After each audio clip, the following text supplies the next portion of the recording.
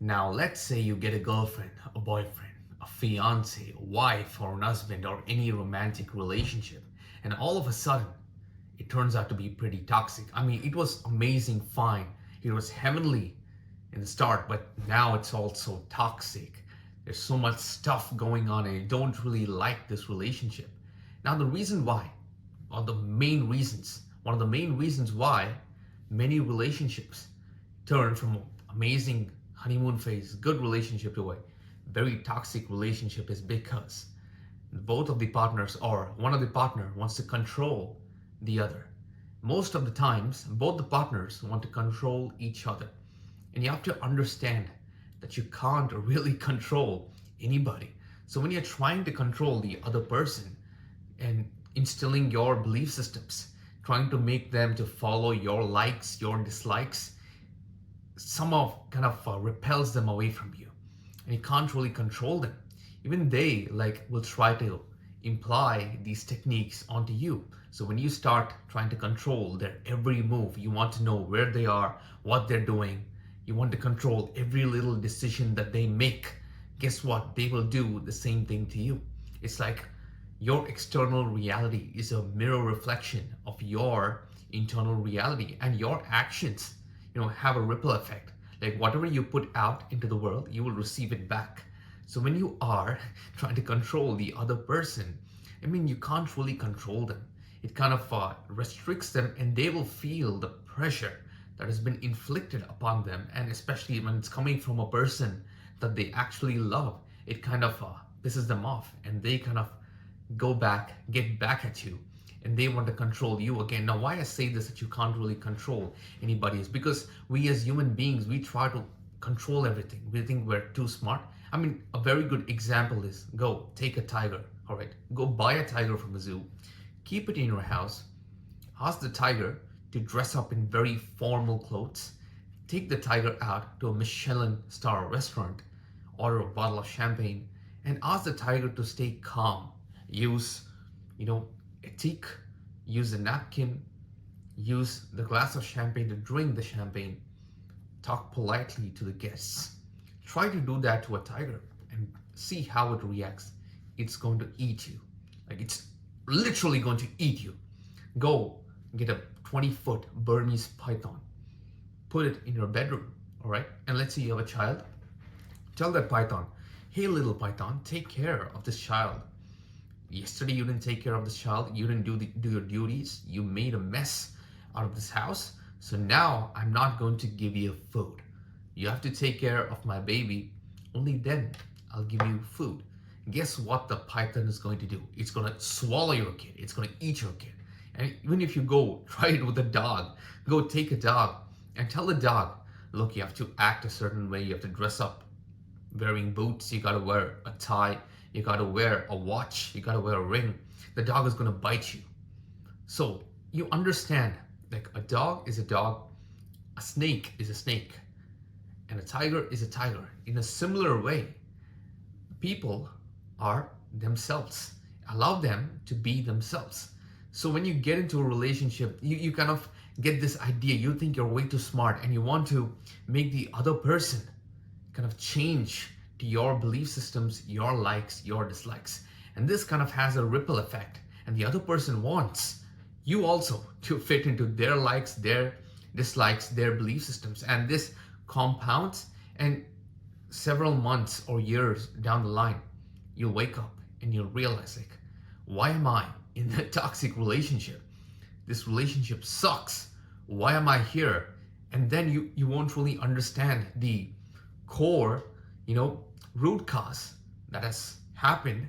You're going to freak out, and other toxic patterns erupt from there. You'll have a completely bad fallout, and then it's going to be a very bad breakup. It's going to leave such a big impression on your life path, on your lifeline, and you will end up your entire life, will be based upon this trauma that you have gone through by breaking up with this person who you had a toxic relationship. And it's so cinematic. Like, you can make a movie out of it. That's how that's how the storyline, like, you guys have plotted against each other.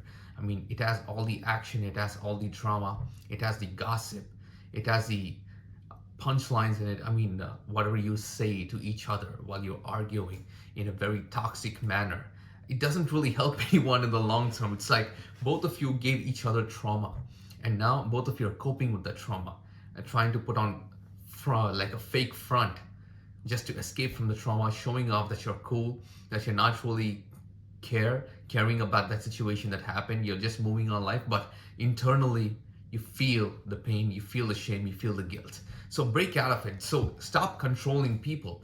Stop controlling the other person. Allow them to be who they are. Allow them to be themselves. Now, of course, it is very hard for you to do that because you have not done the internal work. You are not comfortable being with yourself. Most of the time is people cannot sit alone for 30 minutes because the thoughts in their mind get so heavy, they're unable to actually process them. They need some stimulation, some dopamine hit, drugs, cigarettes, alcohol, or just your mobile phone. You just want to scroll, and you can't really sit for 35 minutes. I mean, that is the first basis of doing inner work. Just sit there, observe your thoughts, and that is basically meditation. So when you have this very good relationship with yourself, guess what? You will attract people who also have a very good relationship with themselves. And both of you come together and create more love.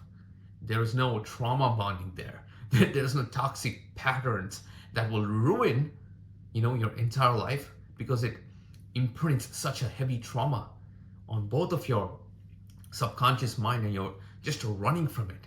You're just being run from that trauma, and it's very hard for you to even let go of it because a part of you loves that person and there's another part of you that hates that person.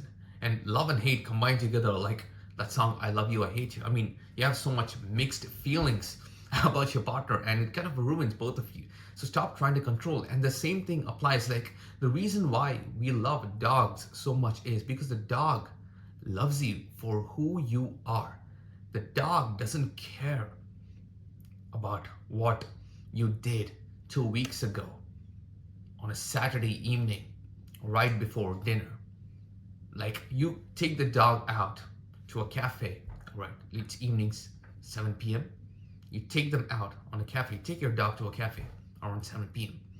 and you're sipping on your caramel macchiato. Your dog doesn't bring up situations or events that took place 6 months ago.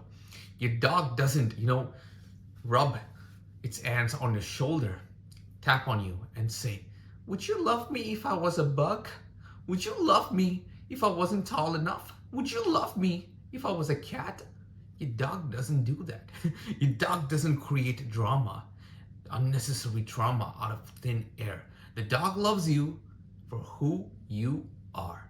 That is why we love dogs so much. We love pets because the pets love us for who we are. The pets are not trying to change us.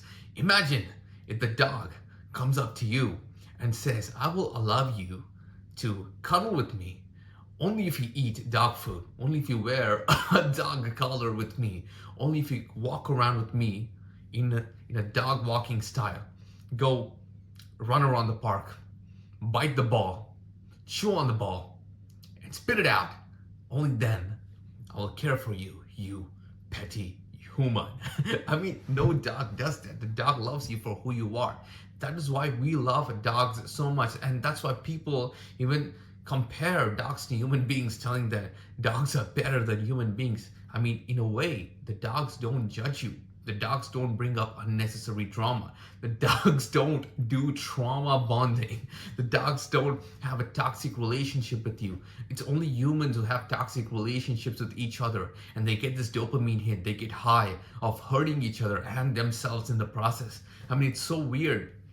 I mean, I'm not really a fan of this, but when you realize, it's the control mechanism that is causing all of this. So when you let go, when you do all the inner work, raise your vibration, and you're not really, attached to your trauma, you're not really worrying so much about the future, but you're just here in the present moment, and you are in the state of love, only then it opens up space for unconditional love to flow.